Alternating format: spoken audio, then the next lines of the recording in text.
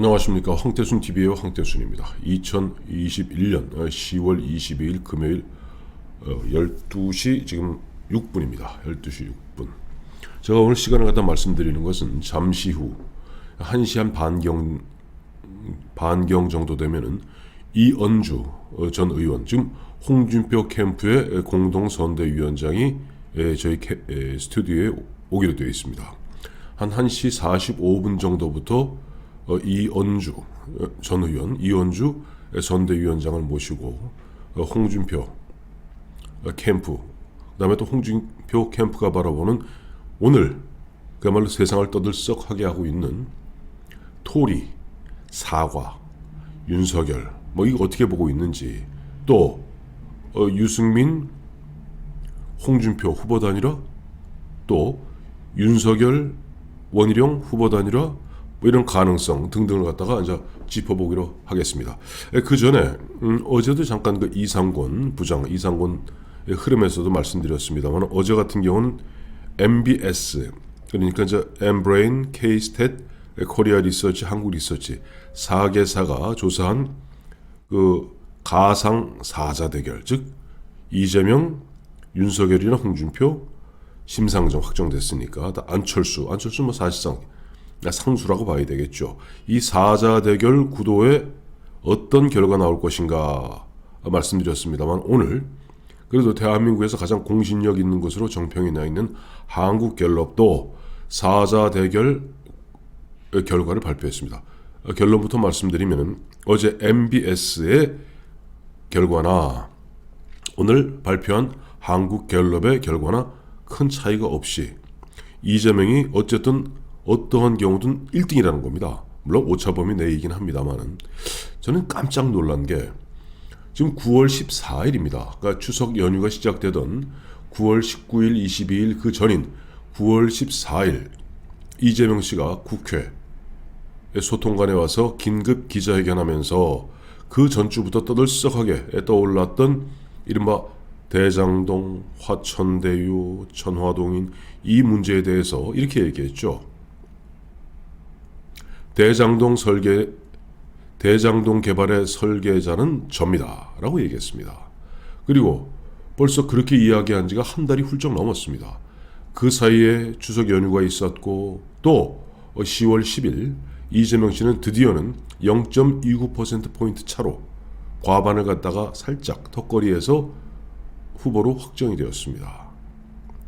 그리고 또 이번 주 월요일, 수요일 이 양일간에 걸쳐서 국정감사가 있었죠. 그 사이에 보면은 유동규 구속되었죠. 남욱 들어와서 긴급 체포되었다. 물론 계속 조사받고 있습니다만은 남욱, 또 김만배, 여러 가지 이야기들 나오고, 그야말로 올 연초 우리 국민들을 갖다가 넌더리 치게 했던 LH공사는 저리 가라. 그야말로 좀 경실련의 추정에 따르면 1조 6천억을 갖다가 민간인 몇 명이 해먹었다는 거 아닙니까? 그런 가운데 또 오늘 같은 경우는 보면 이재명 전 지사 같은 경우, 현 지사군요 아직은, 이재명 지사 같은 경우는 난 유동규 잘 모른다. 그 임명 과정도 나 기억나지 않는다. 만약에 유동규가 나의 측근이라면 그 당시 성남시에 있던 모든 공무원, 산하, 공사의 모든 그런 사람들이 다 측근이냐, 5천 명이 다 측근이냐 라고 꼬리 자르기 하고 있습니다만은, 바로 2015년 초에 바로 대장동 그 무시무시한 설계가 확정되기 직전에 이재명 당시 성남시장과 유동규 성남도시개발공사 본부장이 함께 호주와 뉴질랜드를 갔다가 9박 11일 여행 갔다 온 그런 기록들, 사진들이 이제 속속 나오고 있습니다. 또 어제 그제 국정감사 하면서 이재명 씨는 그 어느 누구도 어디에도 보도되지 않았던 깜짝 놀랄 만한 얘기를 했죠. 유동규가 죽겠다고 약을 먹고 들어 누웠다 꼭 하더라. 김은혜 의원이 물었죠. 누구한테 그 얘기를 들었느냐? 기억나지 않는다. 거기에 박철민 씨인가요? 조폭. 근데 문제는 그런 이야기들이 이렇게 나왔음에도 불구하고 이재명의 지지율은 35% 강구합니다. 뭘 의미하는 걸까요? 어쨌든지 민주당 지지층 입장에서는 이미 뭐 죽이 되든 밥이 되든 10월 10일 이재명이 후보가 된 마당에 어떻게 하든지 자기들의 기득권을 놓쳐서는 안 된다는 거죠. 그러니 이재명에 대해서 조금이라도 뭐 헐뜯는 이야기 또 비판적인 이야기는 무조건 귀를 막고 그야말로 묻지마 이재명 대통령 만들어서 오히려 이재명같이 흠결이 많은 대통령이 되었을 때 그를 지지해서 대통령을 만든다면 이재명은 우리한테 흔한 이야기로 코가 끼어서 우리가 원하는 대로 우리의 기득권을 다 지켜주지 않겠는가라는 생각을 하는 것 같습니다. 그러니 이제 이낙연은 옛날 사람 되었고 그렇다고 이낙연이 무슨 뭐 드세게 그야말로 그 경선 결과에 불복하면서 대드는 것도 아니고 그냥 물에 물 탄 듯 술에 술 탄 듯 바로 3일 만에 꼬리 내리니 이전 이재명 밖에 더 그들은 대안이 없거든요. 그러니 죽어라 하고 지금 이재명을 밀고 있는 것 같습니다. 자, 그래서 이제 뭐 지금 현안이 되고 있는 지금까지 말씀드렸던 뭐 윤석열, 토리, 강아지 문제, 사과 이런 이야기는 잠시 후 이 스튜디오에 오게 될 이연주, 홍준표 캠프 선대위원장과 이야기를 함께 나눠보도록 하고 오늘은 이 순간은 여론조사에게 집중해서 말씀드리도록 하겠습니다.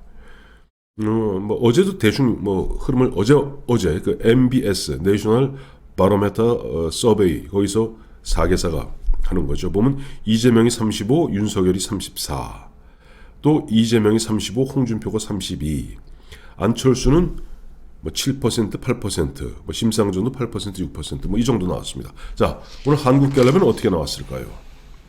우선 경우의 수를 두 가지로 나눴습니다. 유승민 또 원희룡 두 후보에게는 미안한 이야기지만 그 두 사람 뭐 물론 열심히는 하고 있습니다만은 일단 당선 가능성은 별로 높아 보이지 않는다고 한국갤럽도 판단하는 것 같습니다. 우선 케이스 1 1번 경우를 보여드리죠. 윤석열이 국민의힘 후보로 나왔을 때 이재명이 34, 윤석열이 31, 심상정이 7, 안철수가 9입니다. 즉 좌파의 총연합이 41이고 우파의 총연합이 40입니다. 뭐 여러분 아시겠습니다만 심상정 정의당 후보 같은 경우는 죽었다 가도 후보 단일화 안 할 겁니다. 이정희하고는 다르죠. 왜냐하니까 심상정 후보 입장에서는 정의당의 정체성을 확인하고 보면 민주당보다 왼쪽에 있는 어떻게 순수 운동권 세력이라 할 수 있지 않겠습니까? 보다 지금 민주당 세력이 진보라는 가면을 썼지만은 사실상 이른바 강남 좌파죠. 아스팔트 우파가 아니라 강남 좌파, 그러니까 조국으로 대변되는 강남 좌파 같은 그냥 탐욕스러운 집단이다 라고 봤을 때 아마 심상정 정의당 후보 입장에서는 어떠한 경우든 후보 단일화 안 할 겁니다. 특히 내년에 3월 9일 대선 이후에 6월 1일 지방선거가 있거든요. 지방선거에서 많은 기초단체장 또 광역의원 또 기초의원들을 갖다가 어쨌든 등원시켜야 될 심상정 정의당 후보 입장에서는 여기에서 만약에 민주당과 후보 단일화 한다면은 국민들이 그러겠죠. 야, 이 바보야. 너 그당시 패스트트랙 할 때 이른바 연동형 비례대표제 그거 거기 혹해갖고 공수처법안 떵떵떵 만들어주었던 심상정 이 바보야 또 당하려고 그러느냐 아마 이야기 들을 겁니다. 그렇기 때문에 정의당은 어떠한 경우든 자기의 정체성을 유지해야 되니까 후보 단일화 가능성은 없습니다. 문제는 안철수입니다. 안철수 뭐 아시겠습니다만 국민의당 지금 의원 3명입니다. 물론 최근에 당협위원장들 꽤 많이 만들었습니다만은 글쎄 국민의당은 어떻게 보면 안철수 개인의 당이라 보는 것이 맞겠죠. 근데 안철수의 9% 이게 문제입니다. 자, 이 9%가 윤석열과 합치면은 40이 돼버립니다. 물론 거기서 빠져나갈 부분 되더라도 최소한 윤석열과 안철수를 합치고 그럼 3자 대결 구도가 되는 거죠. 보수 중도 하나, 그다음에 이제 강남 좌파 그룹 민주당 하나, 순수 진보 그룹인 정의당 하나 이렇게 붙었을 때는 여론조사상 정권 교체가 비교적 손쉽습니다. 그런데 안철수가 끝까지 나간다, 고집한다, 간단치가 않겠네요. 자, 윤석열이 아니라 홍준표의 경우를 한번 대입해 보시죠. 이때는 이재명이 33, 홍준표가 30, 심상정이 8, 안철수가 10입니다. 이 경우도 똑같이 우파 연합은 40, 좌파 연합은 41입니다. 대한민국은 이렇습니다. 좌파 쫙 뭉치면 40, 우파 쫙 뭉치면 40, 결국 20이 결정합니다.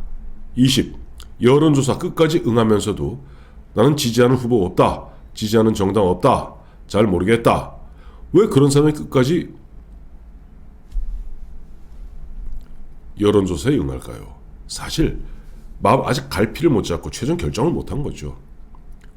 결국 그 20, 저는 이 20, 그러니까 우파연합, 좌파연합 여기에 속하지 아니하는 중도, 중간층 그 20이 결국 대세를 결정지을 것이다 라고 말씀드리고 있습니다만은, 그러나 이 경우 홍준표가 국민의힘 후보로 나올 때도 마찬가지예요. 안철수랑 합치면 40이 되고 거기서 일부 로스가 생긴다 하더라도 최소 37은 되지 않겠습니까?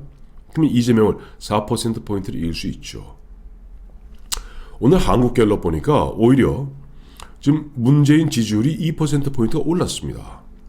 그만큼 이른바 이미 기득권 세력화되어 있는, 그리고 이 좌파들에 의해서 단맛에 현혹되고 단맛에 중독되어 있는 사람이 적지 않이 많습니다.